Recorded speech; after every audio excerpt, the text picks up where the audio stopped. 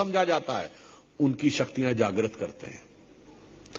अगर हनुमान जी अपनी शक्ति भूले हुए थे तो यह प्रतीक है इस बात का कि जन सामान्य कैसी अपनी शक्ति भूला हुआ होता है, जबकि उसके अंदर पूरी शक्ति होती है।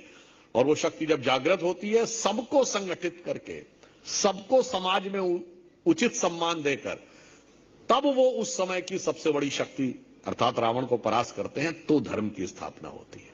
इसीलिए हमारे समाज में हर व्यक्ति को सम्मान, हर वर्ग को स्थान, सबको देने के बाद ही एक नया स्वरूप आता। और अब एक संयोग ही देखिए कि जो राम के काल में घटित हुआ था, वैसा ही कुछ कुछ अब जब राम मंदिर भव्य बनकर खड़ा हुआ है, तो आप एक संयोग देखिए कि जब राम मंदिर का शिलान्यास हुआ और उद्घाटन हुआ, तो हमारे प्रधानमंत्री कौन? श्री नरेंद्र मोदी जी, ओबीसी समाज से। हमारे राष्ट्रपति शिलान्यास के समय कौन थे? श्री रामनाथ कोविंद जी, जो एससी समाज से थे। और उद्घाटन के समय हमारी राष्ट्रपति कौन? द्रौपदी मुर्मू जी, जो एसटी समाज से थी। और याद करिए, जब 9 नवंबर 1989 को शिलान्यास हुआ था, तो सबसे पहली ईंट किससे रखवाई गई थी? कामेश्वर चौपाल से, बिहार के, जो कि एससी समाज से थे। अर्थात यदि राम ने यह आदर्श दिया कि सबको साथ में लेकर उठेंगे तब धर्म की स्थापना होगी, तो राम मंदिर भी आज वही आदर्श दे रहा है।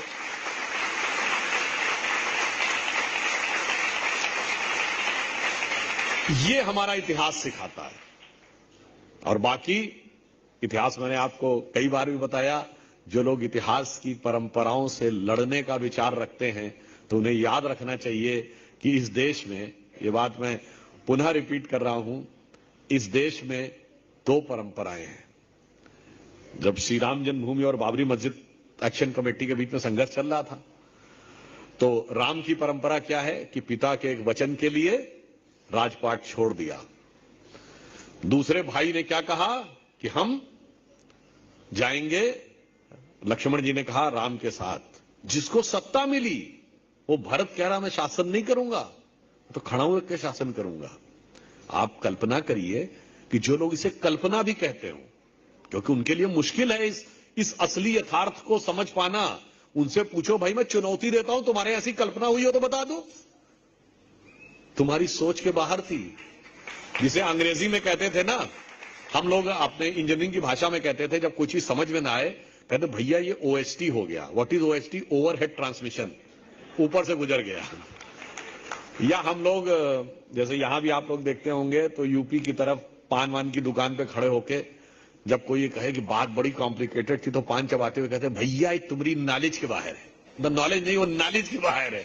तो उनकी नॉलेज के बाहर थी। क्यों? उनकी नॉलेज क्या थी? वो तो उस बाबरी परंपरा को देखे थे, उसमें भी 4 भाई थे, शुजा, मुराद, दारा और औरंगजेब। और एक औरंगजेब ने तीनों का कत्ल कर दिया, शुजा, मुराद और दारा, 3 भाइयों का। बाप को जेल में डाल दिया, शाहजहां को।